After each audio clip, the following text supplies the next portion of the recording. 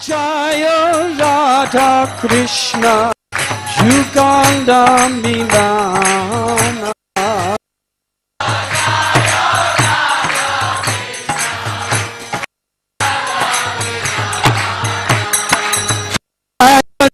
Jaya Radha Krishna Yuganda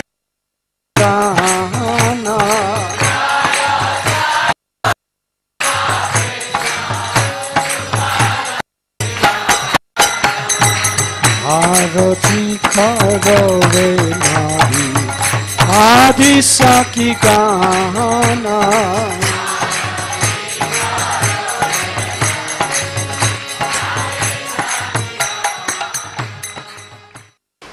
I would like to welcome everyone for so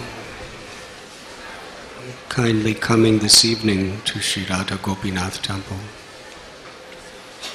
on this very auspicious festival of Sharad Purnima. In Vrindavan, this is one of the most exciting and devotional festivities of all of the year.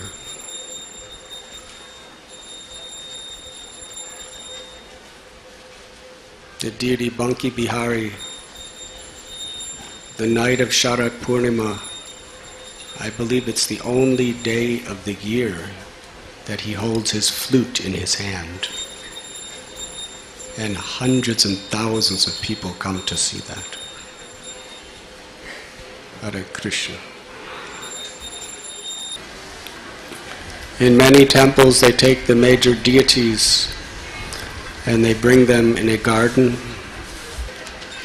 and devotees sing throughout the entire night, offering them very wonderful milk sweets, other such bhoga. The spirit in which devotees celebrate this festival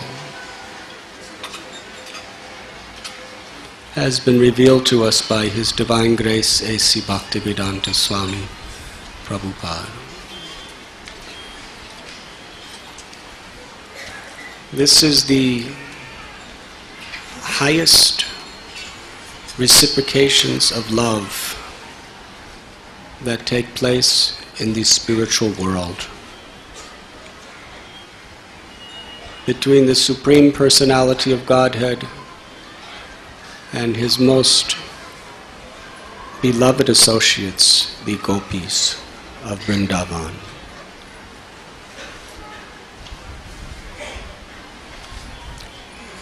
Our acharyas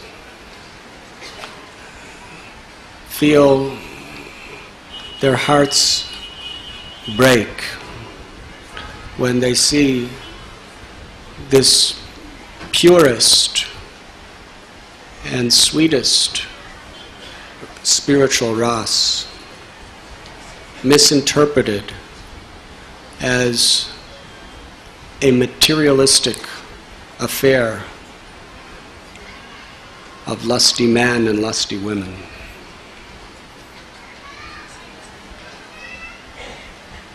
In fact, when Srila Prabhupada, Bhaktisiddhanta Saraswati Thakur and other such great souls would see materialistic people painting the rasa dance in passionate ways for commercial purposes, it would cause them great pain. Shukadev Goswami was of the topmost level of renunciation. Yet he considered the rasa dance the ultimate expression of divinity.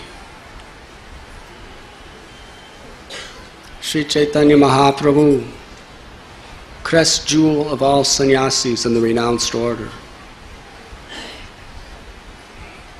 banished Chota Haridas for just a slight inconsistency in his practice of renunciation.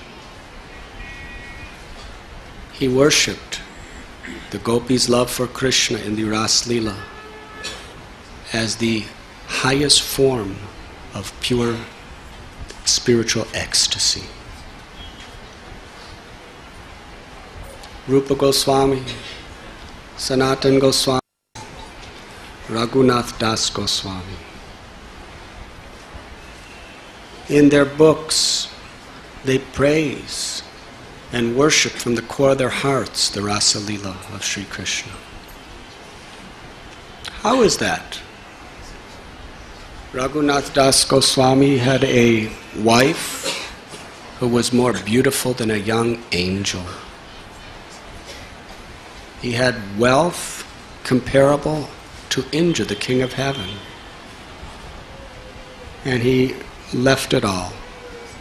Lord Chaitanya explained that Raghunath Das Goswami left it all, the most incredible pleasures of the world, just like a man leaves his stool behind after passing it.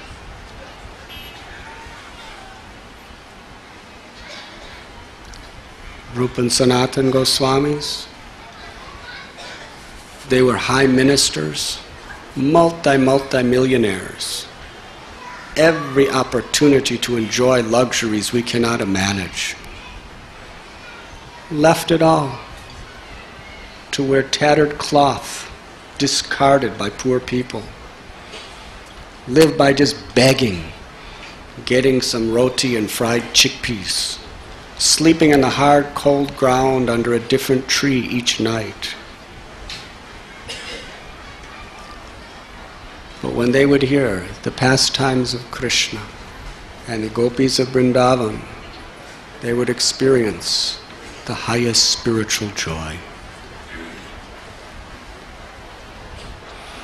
You see, on the path of bhakti, to the extent we are selfless in our spirit of service, to that degree we could actually comprehend and realize Krishna's pastimes. Krishna's pastimes purify anyone who hears them, but they have to be heard from the proper source with proper training.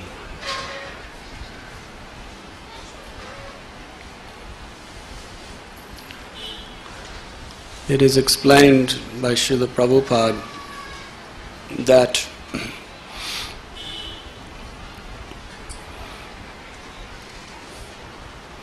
the Rasa Leela of Sri Krishna is the eternal Leela of the spiritual world manifested on earth. So we must understand it as such. Through actually chanting the holy name offenselessly, by actually developing the attitude of a selfless, humble servant of the servant of the servant of the servant of the Lord's devotees, we develop the adhikar, or the qualification, by which we can have some realization by the grace of Krishna. Lord Chaitanya Mahaprabhu set the standard.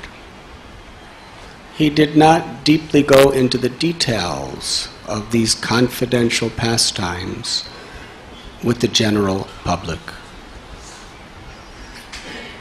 But with his most elevated servitors, Ramananda Rai, Swarup Damodar Goswami, he would taste the nectar, sometimes day and night.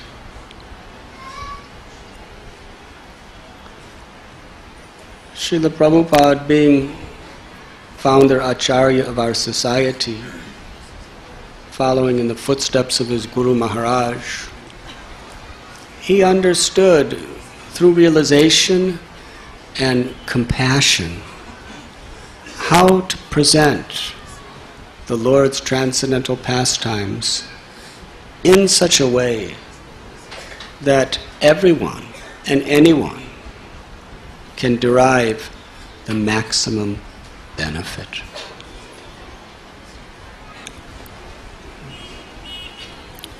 According to our scriptures, Sharad Purnima is the most beautiful night of all the year.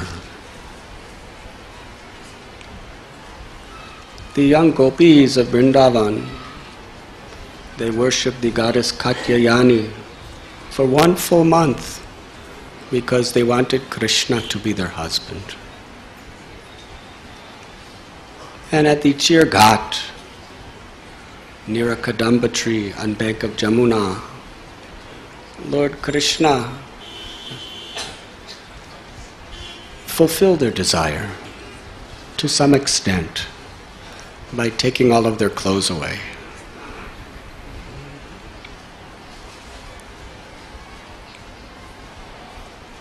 But to reciprocate with their selfless love on this most beautiful of all nights,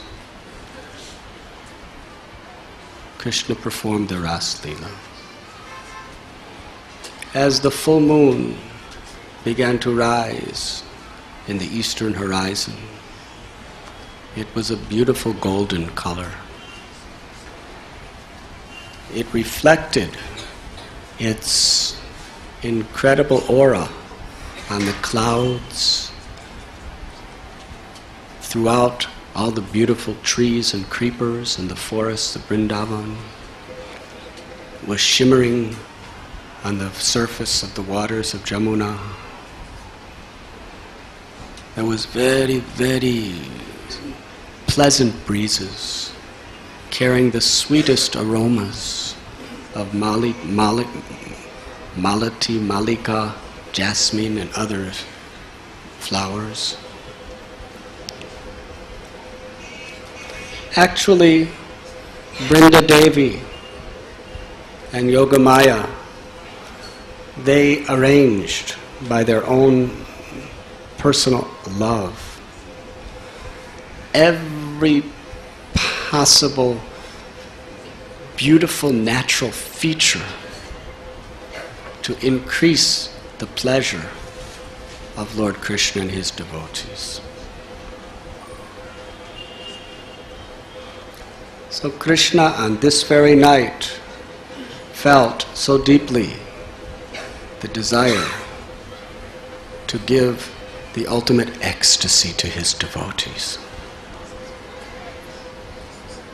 He entered into the forest of Vrindavan near Jamuna under a tree called Bamsivat. And there he played a sweet song on his flute. And that song especially accentuated the most celebrated fifth note of his flute. The melody carried throughout the entire atmosphere, permeated all of Braja. When that sound entered into the ears of the Braja Gopis and then penetrated their hearts, they were conquered. Vishwanath Chakravarti Thakur explains that when Krishna was playing his flute, the unlimited ecstasies of the love of his heart, he was blowing through the flute. And that's actually what the sound was. The love of Krishna's heart just permeating the environment through the medium of the flute. When it entered into the hearts of the gopis, it explained, it entered and stole all the treasures from their heart. their love, their morality, their everything. They were left with nothing. So they felt they had to go to the forest immediately to beg Krishna to return their hearts and the very treasure of their lives, because he just stole it all. So as Krishna played flute, gopis renounced everything, simply to be enjoyed by Krishna. No selfish consideration. Krishna wants them, they are Krishna's property. Some were cooking. They just left the milk right on the stove, ran to the forest. Others, they were milking cow. They didn't even take the bucket away. They just immediately ran to the forest to meet Krishna. Others were breastfeeding babies. They just put the baby down with no consideration, ran into the forest. Others were serving their husbands or their mothers and fathers. They were feeding them prasad. Right in the middle of serving, they just left the table and ran out the door to the forest. Some of them, they were putting on decorative makeup, cosmetics to make themselves look very nice for Krishna. But when Krishna called them, they just left, sometimes with cosmetics only on half the places they're supposed to be. Some of them put on their clothes in such a way that the top part of their clothes was in the bottom part of their body and the bottom part was in the top. Why? Because Krishna was calling them. There was no consideration in their life that would stand between the call of Krishna.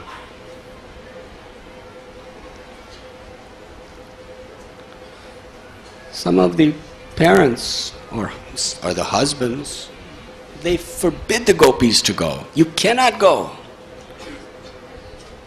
But they just ran out without consideration. Some threatened, we'll never let you come back home if you leave. They knew their real home was in pleasing Krishna.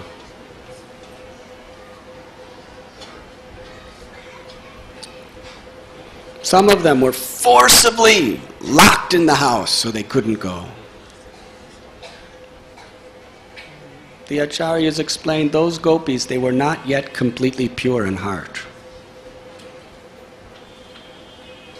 Therefore, this was actually Krishna's arrangement. They were not allowed to go, but they were burning in separation. They were crying out for Krishna. And then they just, in the core of their hearts, they meditated on Krishna. And the separation was like a burning, uncontrollable wildfire. And it burned to ashes all remains of their material attachments. They actually gave up their bodies in the sense they gave up all their material conceptions of life, so that the next time they would be qualified to go. Dangerous forest. None of them went in groups. They all just ran alone.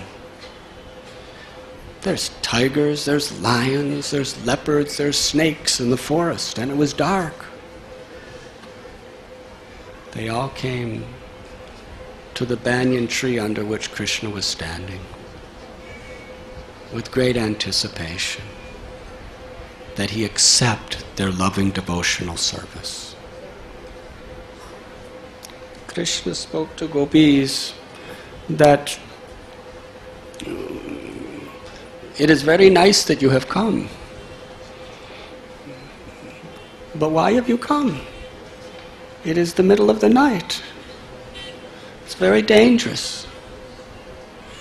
And it's no proper place for a chaste, unescorted lady to come. You're violating the principles of morality. Your families must be very, very disturbed. You should go back home. If you've come to see the beauty of the Vrindavan forest in the moonlight, you've seen it. Now go home. If you've come to collect these beautiful fragrant flowers that are growing, then collect them. They're everywhere. Go home. You must go home. It is not right. What will people think? When the gopis heard these words, their hearts were struck with great, great spiritual pain. They were drawing curved lines in the holy soil of Vrindavan with the tips of their beautiful lotus-like toes. Their eyes were welled up with tears. Tears were literally flowing down their face, mixed with their kajal, mascara, falling across their body and onto the ground.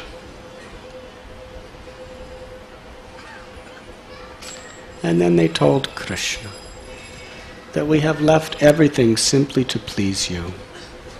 You have stolen our hearts. You are asking us to go back and serve the relatives of this world. But actually, in serving you, we are fulfilling all purposes. Because you are the super soul in everyone's heart.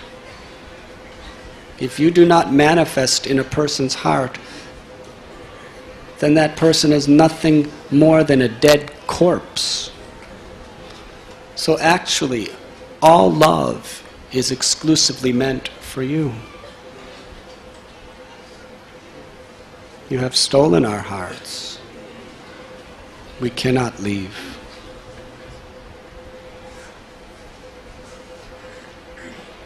Lord Chaitanya taught that this detachment of the gopis is the ultimate expression of renunciation. If a person in this world neglects his or her duties to family, society, then they're criminals. They're immoral. They're punished by the laws of nature. However, the ultimate dharma, sarva dharman parityasya mam ekam sharanam braja. Krishna says, abandon all varieties of religion and just surrender to me. I shall relieve you of all sinful reactions. Do not fear.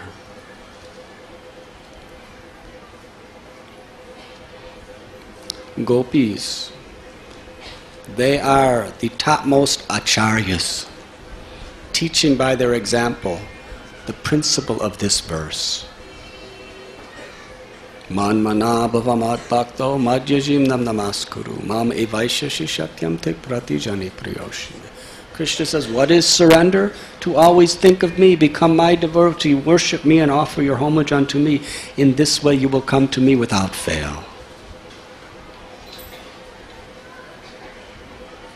And Krishna taught the world through the gopis of Vrindavan. Krishna being pleased with their love and their surrender,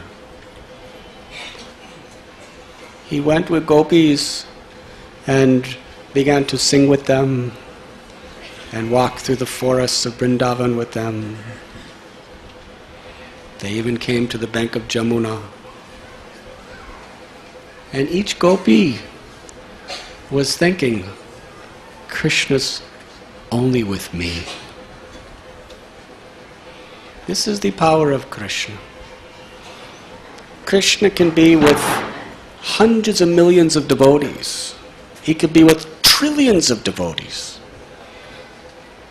And yet every devotee is thinking that Krishna is only with me. That is because his love, his power to love, is unlimited, perfect, and complete. No one in this world can do that. We have read in scriptures of kings with co-wives, and they're always envious of each other. What to speak of this world, today's society. But Krishna can satisfy everybody's innermost heart's desires. So Krishna, he can perform an activity.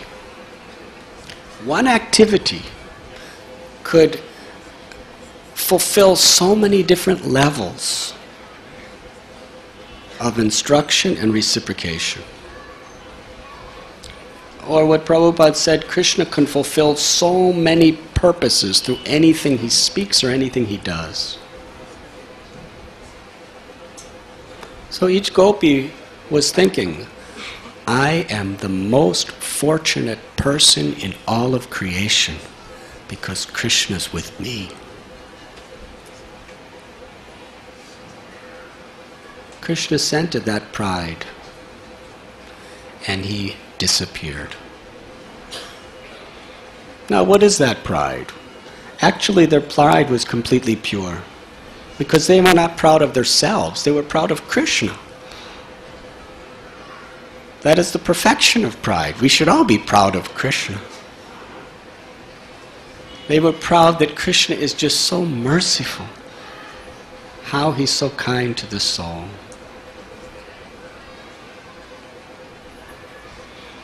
That is on the higher level. But on another level, Krishna wanted to teach the world that any devotee who has false pride, he abandons them. Krishna does not tolerate false pride. Trinadapi sunichena tharorapi sahishnana amanina manadena kirtaniya sadahari. If we're humble, we'll always be with Krishna. Humility attracts Krishna, the all-attractive. But Krishna, out of his mercy, abandons that devotee who has too much pride to teach them how to be humble, how to realize our insignificance and our desperate need for his mercy. When Shyam Sundar disappeared, the Braja Gopis became mad in the ecstasy of separation. They were looking everywhere, but they could not find him. They entered into the forest. They were asking the trees, "O banyan tree, O bakula tree, O kadamba tree, have you seen the son of Nanda Maharaj? Has he come this way? O Tulsi, has he touched you with his lotus hand?" They were asking the birds, the creepers, but there was no reply. Then they began to beg Mother Earth herself. You are so fortunate that his lotus footprints are always upon you. Please tell us where he has gone. They became so intense in their ecstasies of absorption in Krishna that they began to enact Krishna's pastimes. This is real drama. This is the drama of spontaneous, ecstatic love. One gopi became putana, and another gopi drank the poison from her breast, pretending. One gopi became a cart, Shakatasura, and another gopi kicked her and she fell down. One gopi stood on another gopi's head and said, "Now I am dancing on you, Kaliya, and you should go away and never come back." One gopi became Krishna, one Balaram, and so many became cowherd boys, and they went into the forest and they killed Vatsasura, another gopi.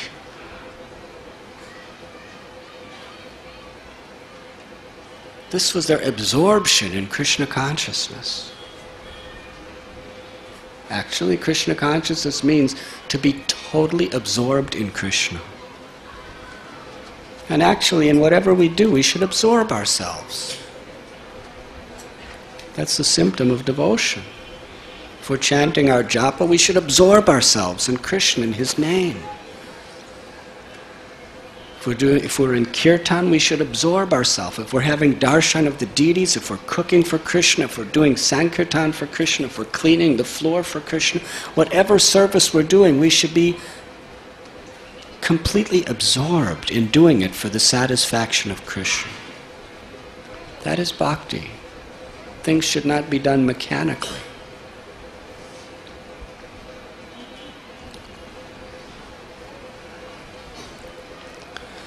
They were searching for Krishna. They went deeper and deeper and deeper into the forest until it was so dark and so dense that not even one little beam of the moon could enter. How can you look in such blackness? So they came back to the river Jamuna and simply cried. And there they began to sing the glories of Krishna. And they offered prayers. It is called the Gopi Gita. Beautiful, beautiful prayers of separation. These prayers have been meditated upon and chanted by great Vaishnavas throughout our history. Prayers of heartfelt devotion in the most intensified mood of love and separation. Krishna, being very pleased, then appeared to them. He was wearing a garland of wild forest flowers and a beautiful golden yellow dhoti. And he began to reciprocate with the love of gopis, completely satisfied all their heart's desires. One gopi, or actually the gopis, they asked Krishna a question, just to show indirectly how much they were hurt by his leaving them. Actually,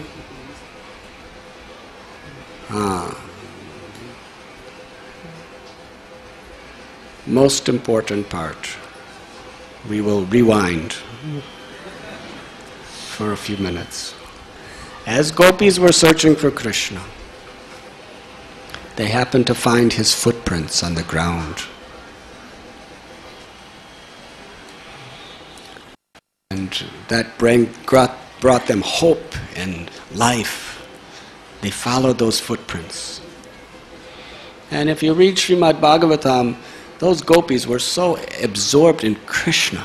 They were like the most incredible transcendental detectives. How they were just analyzing those footprints in so many wonderful ways.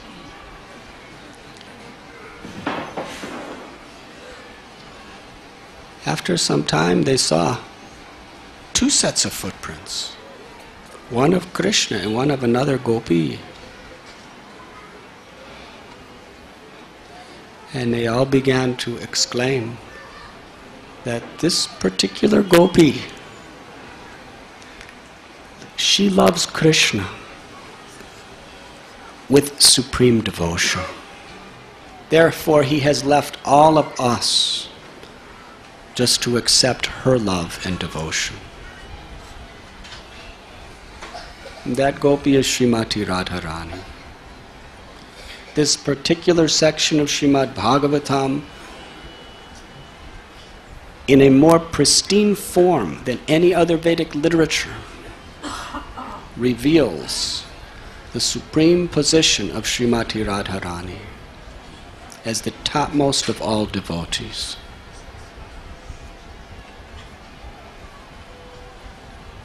And ultimately, the Srimad Bhagavatam culminates in the love of Srimati Radharani. Because all bhakti, all love of all living entities is only part and parcel of her love. It is only through the mercy and blessings of Sri Radharani, who is Krishna himself in the form of his own divine eternal pleasure potency. Krishna is conquered by the love of his pleasure potency. Then they saw how instead of 2 sets of footprints, there was 1. So they were analyzing. This means that gopi became a little tired and she began to ride on Krishna. He was carrying her. And then they happened to see how the footprints were becoming deeper in the ground. So this means that Krishna, just to pick flowers for her, is reaching up into the trees and the vines of the trees of Vrindavan.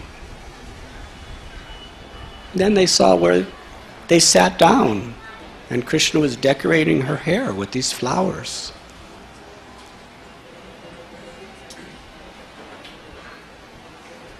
And then they found that somehow or other that gopi was left behind, because Sri Radharani began to think that Krishna has left all gopis for me. So Krishna left her, and they found her. And she told the story, and then they all went to the Jamuna and sang Gopi Gita. And at the very crescendo of their love, when they were on the verge of leaving their bodies in the fire of desire for devotion to Krishna, Krishna appeared. Gopis asked him a question. They asked, some people reciprocate the affection only of those who are affectionate toward them, while others show affection even to those who are indifferent or inimical. And yet others will show affection toward anyone. Dear Krishna, please properly explain this matter to us. The Supreme Personality of Godhead said, so-called friends who show affection for each other only to benefit themselves are actually selfish. They have no true friendship, nor are they following the true principles of religion. Indeed, if they did not expect benefit for themselves, they would not reciprocate. Prahlad Maharaj, when he was offered any benediction by Lord Narasimhadev, he rejected the proposal. He said, my Lord, if my surrender and devotion is with expectation of anything in return from you, then I'm not a devotee. I'm a businessman. My love for you is simply for your sake, for your pleasure. That is love. This is the world where people mutually exploit each other. That is not real friendship.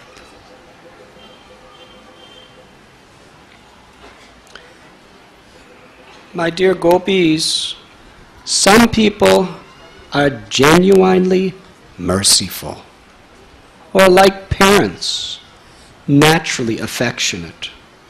Such persons who devotedly serve, even those who fail to reciprocate with them, are following the true faultless path of religion, and they are true well-wishers. Real love is unmotivated and uninterrupted. Krishna explains here that the closest thing to that love in this world is a parent. Even if the parent doesn't reciprocate at all. We have example. In my own life, I just told my parents, I'm going away for 2 months, then I'm coming back for college. I'm going to Europe. 6 months later, they got a letter from Iran that I'm on my way to India. Hare Krishna. I was away for years. I didn't reciprocate at all with them. I was searching for God. But still, they were willing to do anything, everything, at any time. That is a parent's love for a child.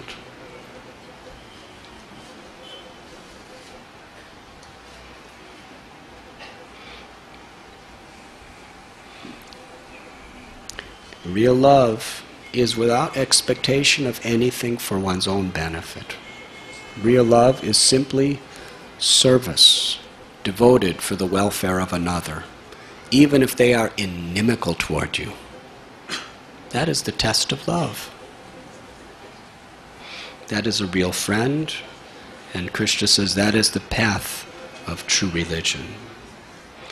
Then there are those individuals who are spiritually self-satisfied, materially fulfilled, or by nature ungrateful or simply envious of superiors. Such persons will not love even those who love them. What to speak of those who are inimical? But the reason I do not immediately reciprocate the affection of living beings is even when they worship me. I'll read that again. Listen very carefully.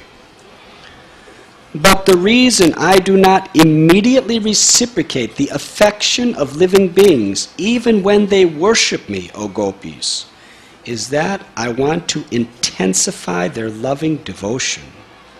They then become like a poor man who has gained some wealth and then lost it, and who thus becomes so anxious about it that he could think of nothing else. In this regard, our beloved acharyas explain that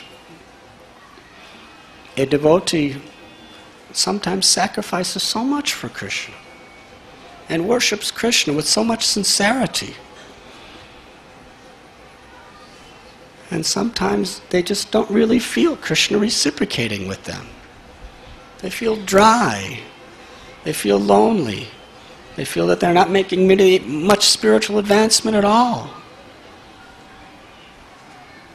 But actually Krishna is saying here that this is his reciprocation. He never abandons or neglects a sincere devotee.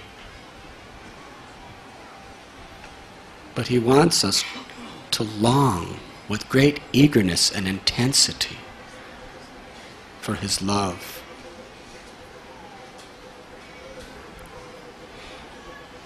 My dear girls, understanding that simply for my sake you had rejected the authority of worldly opinion, of the Vedas, and of your relatives, I acted as I did only to increase your attachment to me. Even when I removed myself from your sight by suddenly disappearing, I never stopped loving you. Therefore, my beloved gopis, please do not harbor any bad feelings toward me, your beloved. I am not able to repay my debt for your spotless service, even within a lifetime of Brahma. Your connection with me is beyond reproach. You have worshipped me, cutting off all domestic ties which are difficult to break. Therefore, please let your own glorious deeds be your compensation. In this regard, Srila Prabhupada has explained to us that Krishna is revealing his heart toward his beloved devotees. Krishna tells us in Gita, Sarvaloka Maheshwaram. He is the proprietor of all the property and all the planets and all the universes within the cosmic manifestation. Aham sarvasya prabhavo matta sarvam pravartate. He's also the proprietor of everything that exists in all the innumerable spiritual worlds. But Krishna is feeling and expressing honestly as the absolute truth that the love of his dear devotees is so priceless to him that even in a lifetime of Brahma, with all that he possesses, he cannot possibly repay the pure love of his devotees.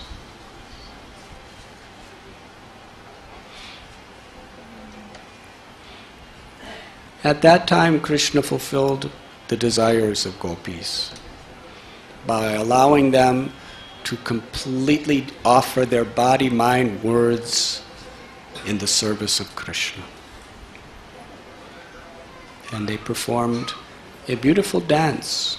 Prabhupada says that rasa dance means when they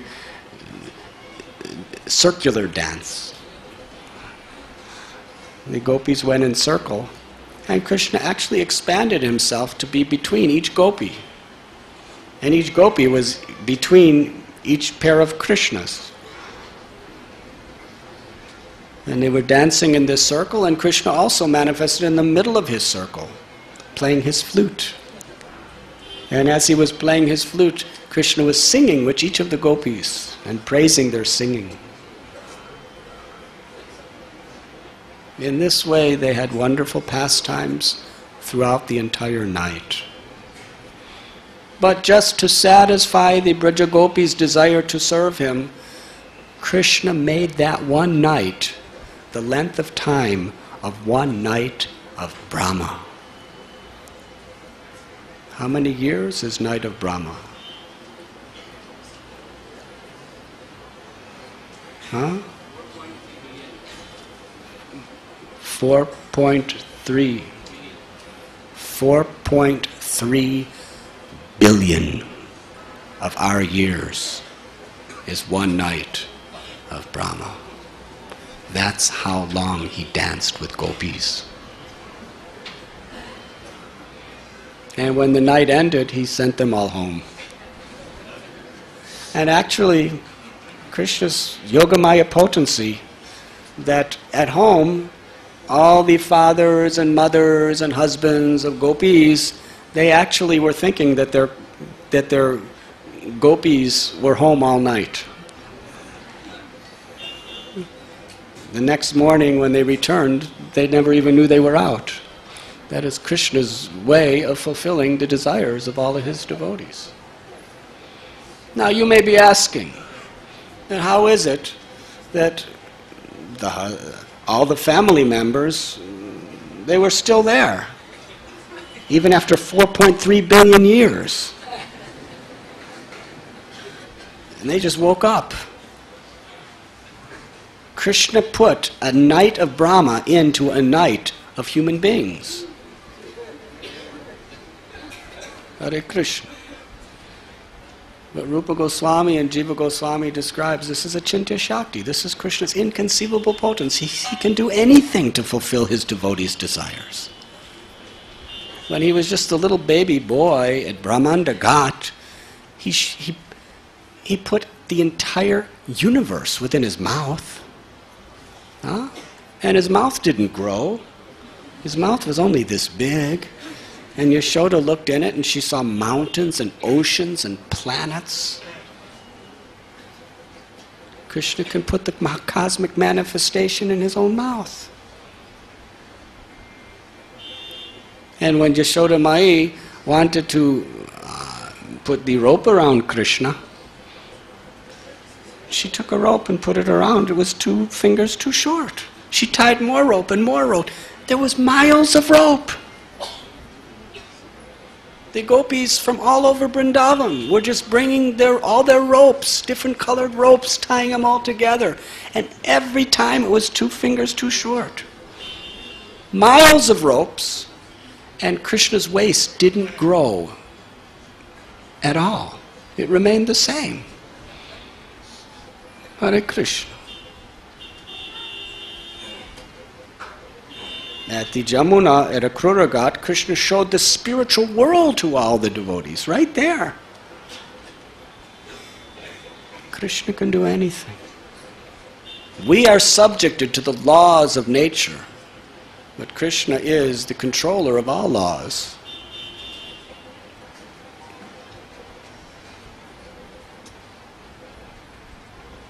And for his devotee, he can perform the most inconceivable, unimaginable, transcendental pastimes just to give them pleasure. And what is the pleasure of the devotee? Simply to please Krishna. So in essence, what the Ras Leela represents is unmotivated, uninterrupted, pure loving service to Krishna. To the extent we want to enjoy, we cannot appreciate what is bhakti. To the extent we selflessly want to give our lives in the service of God, to that very extent Krishna reveals his unlimited opulences, his beauty, his knowledge, his wealth, his strength, his fame, his renunciation. But in the land of Vrindavan, the sweet and charming nature of that cowherd boy supersedes all the grandeur and opulences of Vaikuntha by billions of trillions of quadrillions of times.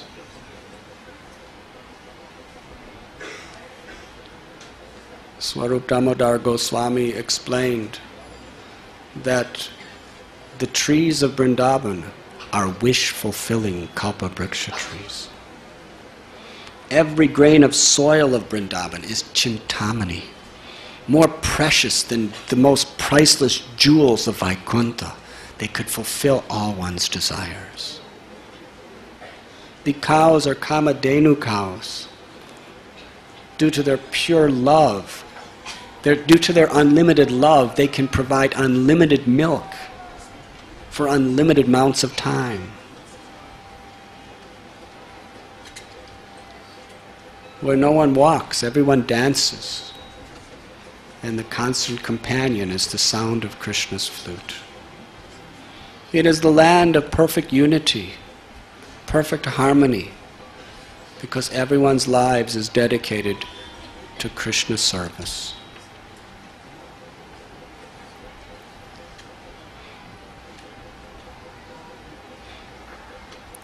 It is this transcendental realm of Goloka Vrindavan which has descended to the world as Gokul. And Srila Prabhupada, he was living in Vrindavan. And when such a pure Paramhamsa Vaishnava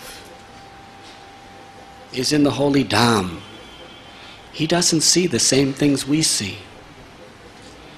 We may see sewage and hogs and restless monkeys and poverty,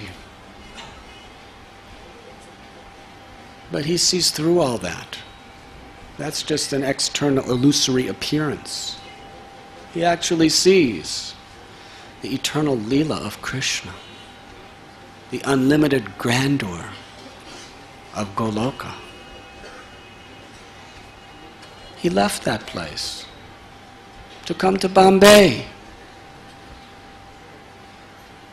to beg at the steps of the Scindia Steamship Company for a ticket on a cargo ship to go to New York. Why? You can understand why Prabhupada went to New York, even in contemporary times, when these terrorists wanted to attack the conception of materialistic capitalism. They crashed into New York. Because they know that's the ultimate empire of materialism, of Western culture. Prabhupada also went to New York. But his mission was not demoniac, envious, to kill, but it was to conquer. Prabhupada said, if they knew what I was coming for, they would have never let me in. He came to teach people how to detach themselves from the whole consumeristic consciousness of enjoying and be self-satisfied in chanting Hare Krishna, worshipping Krishna and loving Krishna. He came to teach us that the pleasures in this world only increase the fever of illusion. He came to bring us back home, back to Godhead, to Goloka Vrindavan, to that beautiful place where we can forever live as the servant of the servant of the servant of the associates of Srimati Radharani in her loving service to Sri Krishna.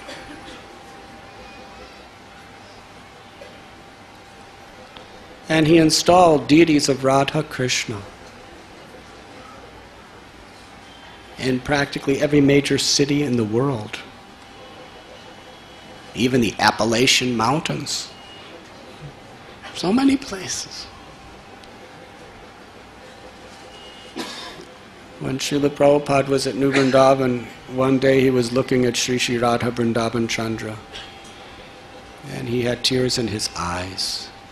And he said, Radha Vrindavan Chandra have appeared like the most beautiful American boy and girl, just to attract all the American boys and girls to their loving service. So tonight's festival is something very, very wonderful. Devotees have literally worked for months to prepare for the darshan that you are about to see.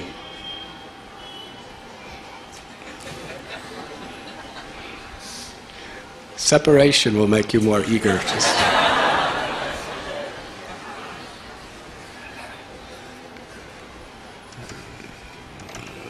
Vrindavan Kishore Prabhu and Gaur Govinda Prabhu, Vamsi Bihari Prabhu, Braja Gopal Prabhu, Radha Priya Mataji, Gauranga Prabhu, Madhvacharya Prabhu, Govinda Prabhu, Raghupati Prabhu, Haridas Thakur Prabhu. Who else? Everyone. All of you. These devotees, they were planning and working and just all their creative intelligence and hard work to try to make something wonderful as an offering to Radha Gopinath and for the pleasure of all the Vaishnavas. And Krishna appears in his deity form for the purpose of attracting our hearts back to his eternal abode and his eternal loving service. So on tonight's Sharad Purnima darshan, we will have the opportunity to actually see the spiritual world on the most beautiful all nights, Sharad Purnima. And as we are taking this darshan, we should be praying helplessly, with great sincerity of our hearts, that we may unconditionally dedicate our lives as the servant of the servant of the servant of Srila Prabhupada and our acharyas. and develop a real taste for hearing the glories of the Lord, chanting the names of the Lord, serving the devotees of the Lord, and being compassionate instruments as preachers. We should pray in our darshan that we can genuinely become attracted to the topics of the spiritual world and leave behind the ghastly topics of this world of death.